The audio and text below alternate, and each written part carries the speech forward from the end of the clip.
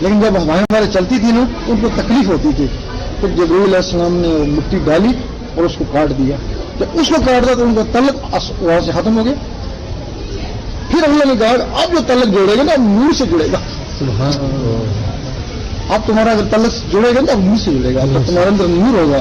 یہ تمہارا اور اللہ کے درمیان یہ بالکل ٹیلیفون میں بجلی ہوتی ہے جو کام آتا ہے تو اس میں نور ہوتا ہے کام آتا ہے.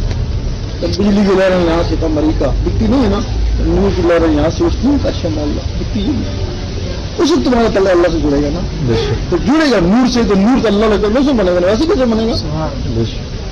نماز روزہ اچھی بات ہے لیکن بار بار کا سودا، اندر کا سودا نہیں ہے، اندر کچھ اور ہے. تمہارے اندر 7 بندے ہیں باقاعدہ، ان کے نام ہیں طلب، روح، سری، خطی، افغان، 7 بندے ہیں. سوئے تالے لگے ہوئے، ان کو کہتے ہیں شخص کو فرقی کہتا ہے آپ طے کریں. بس ان کو جگاؤ، ان کو نور کی ضرورت ہے. بس اللہ اللہ کا نور ان تک جائے گا. پھر تم ادھر رہو گے یہ حضور پا کے قدموں میں ہوں گے، تم ادھر رہو گے یہ اللہ کے پاس، یہ بندے جائیں گے. ہمارا یہ تعلیم ہے. تم مر بھی جاؤ گے تو یہ شب معراج میں جب حضور پاک گئے بیت المقدس میں سب ولی نبی روح کو نماز پڑھائی تھی.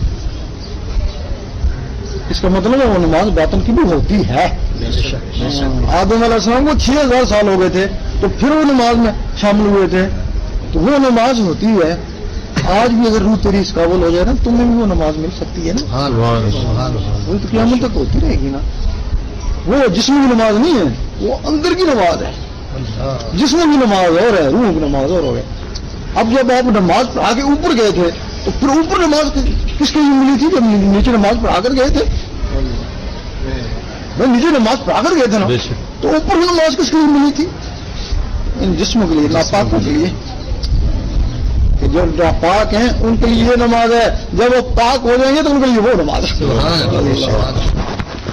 تو وہ نماز اس پر تذکری نہیں اٹھاتے ہیں. حضور پاک پڑھاتے ہیں، اللہ جواب دیتے ہیں، سر پھر سر اٹھاتے ہیں، کہتے سبحان ربی اللہ. کبھی جلدی جواب دیتا ہے، کبھی دیر سے دیتا ہے، تماشا دیکھتا رہتا ہے. کیا کہتا ہے؟ لبیک یا عبدی، پھر آپ اور نماز قیامت تک پڑھ رہے تھے نا، کچھ پڑھی تھی نا، اب پڑھے نا، قیامت تک پڑھ کرے. تو ان کی نمازیں ہیں. اصل یہ ہے، یہ نقل ہے. ہم کہتے ہیں جو چیز فنا ہونے والی نقل ہے نا، جسم سے نماز پڑھتا ہے یہ فنا ہو جائے گا، مر جائے گا نا، یہ نقلی نماز ہے. جسم بھی نقل ہے تو بھی نقل، نماز بھی نقلی ہے.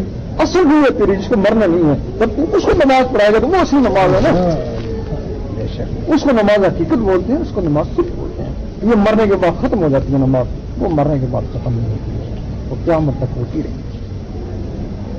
ہمارا زیادہ زور ہوتا ہے کہ تمہارے اندر جو مخلوقیں ہیں نا ان کو نور پہنچے تاکہ وہ نکلیں اور وہ کچھ نمازیں سیکھیں. انہیں کے ذریعے تم کو اللہ کا قرب ہو سکتا ہے، زبان کے ذریعے نہیں. اور تمہارے اندر یہ اللہ تعالیٰ نے کچھ مخلوقیں رکھی ہیں. روح ایک اور ہے، اس کے ساتھ کچھ امدادی مخلوقیں رکھی تھی.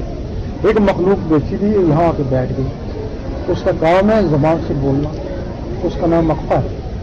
اگر وہ مخلوق نہیں ہے تو آپ بول نہیں سکتے، زبان سے یہ بول ہی سکیں گے، وہ مخلوق نہیں ہے نا. ایک مخلوق تھی جس کا کام تھا سوچنا، اگر وہ مخلوق نہیں ہے آپ پاگل سننا دیکھنا.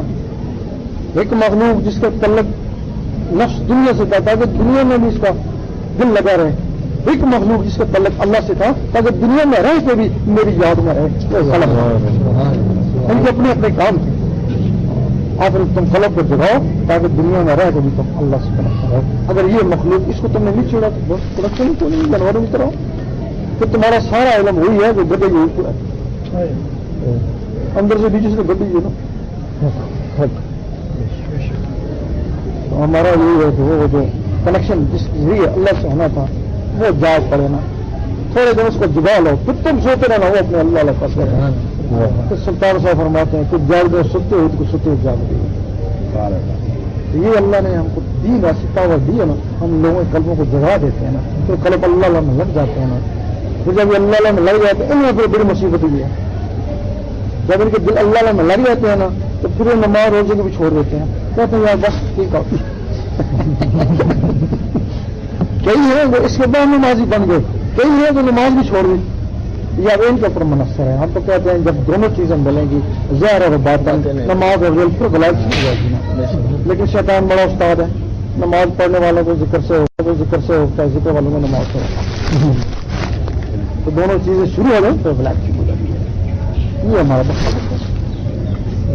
اس کے اوپر تو لوگوں کو کچھ امداد کرنی چاہیے تھی. کہتا تو صحیح ہے, انہوں نے بجائے اس کو بیان کر کے لوگوں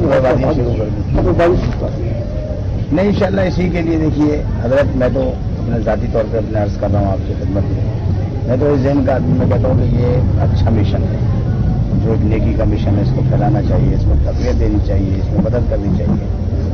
اور اسی سلسلے میں حاضر ہوا تھا اور مجھے خالد بھائی سے بھی یہ بات ہوئی تھی.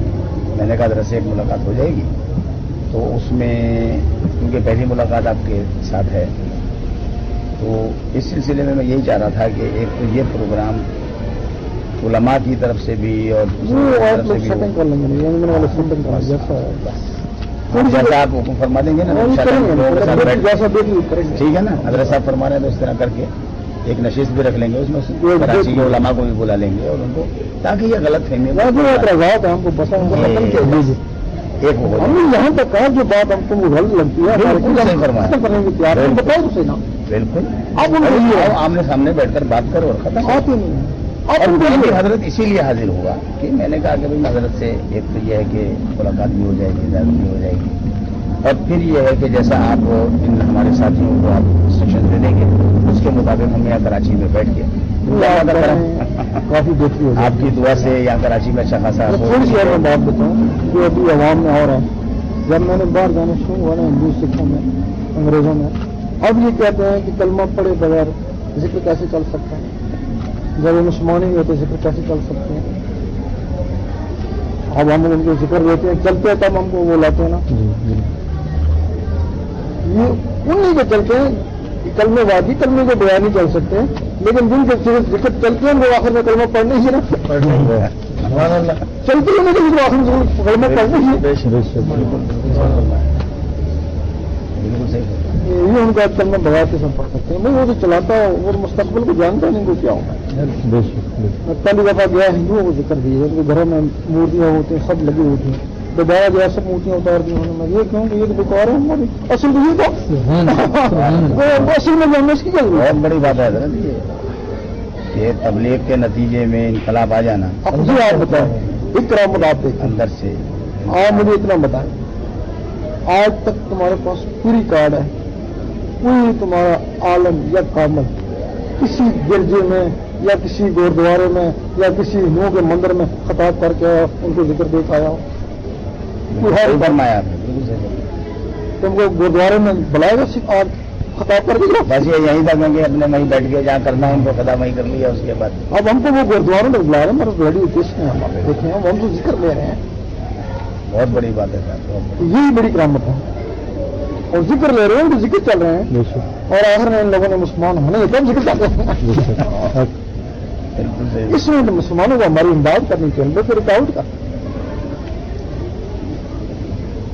قانونی ثبوت, کوئی ایک بھی ثبوت دو کہ مندر میں خطاب کر کے تمہارا مولوی کوئی نہیں ہے. اس دور میں تو کوئی اچھا حضرت آتا دور میں خواجہ کریم نواز رحمۃ اللہ علیہ مرشد, لیکن مندروں میں اس طریقے سے نہیں, ایک دفعہ کا حوالہ ملتا ہے کہ وہ گئے اور انہوں نے مسلمان کیا لوگوں کو, ادھر کراچی میں سائے غنی مندر میں بیٹھے, لیکن اس طریقے سے نہیں جو آپ کا یہ ڈائریکٹ انہوں نے مسلحت کے ساتھ اوپر بالکل اوپر اپنے آپ کو مسلم جائے کر کے نہیں, حکمت کے ساتھ یا حکمت نے یہی داڑھی مسلم والی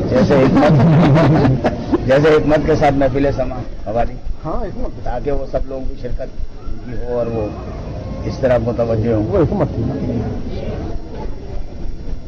اس سے پہلے حضرت میں نے کوشش کی کہ کیونکہ اب تو خالد بھائی کے ذریعے یہ یہاں سلسلہ ہمارے ساتھیوں کے ذریعے, تو پہلے ہمارے سعید صدیقی صاحب تھے, سعید احمد صدیقی, وہی بڑے بیچارے مجاہد تھے, اور وہ بڑی کوشش کرتے تھے کہ میرے ہمارے صاحب آئیے اور پروگرام ہے بڑا ہے, حضرت سے ملاقات ہوئی. تو اس وقت ملاقات اللہ کی طرف سے نہیں تھی, اب یہ اللہ کی طرف سے ایک یہ ملاقات کا سلسلہ یہ ہوا اور آپ کی زیارت بھی ہوئی. تو اس سلسلے میں انشاءاللہ بھرپور ہمارا تعاون انشاءاللہ یہ کریں گے, اور یہ جو غلط فہمی ہے نا سب سے بڑی, اس کو دور کر کے ہم لوگوں کو قریب لائیں گے. طریقہ یہی حضرت کہ جو لوگوں کے ذہنوں میں کہنے لگے کہ سنی تاریخ والے ہیں یا وہ ایسا کرتے ہیں ہم بھی ایسا کریں گے. ہمارے لیے قابل افسوس ہے. غوث پاک کو ماننے والے, کلمہ پڑھنے والے, ہم اسے کیسے جاتی کر سکتے ہیں؟ بالکل صحیح فرمایا. ہمارا دل کیسے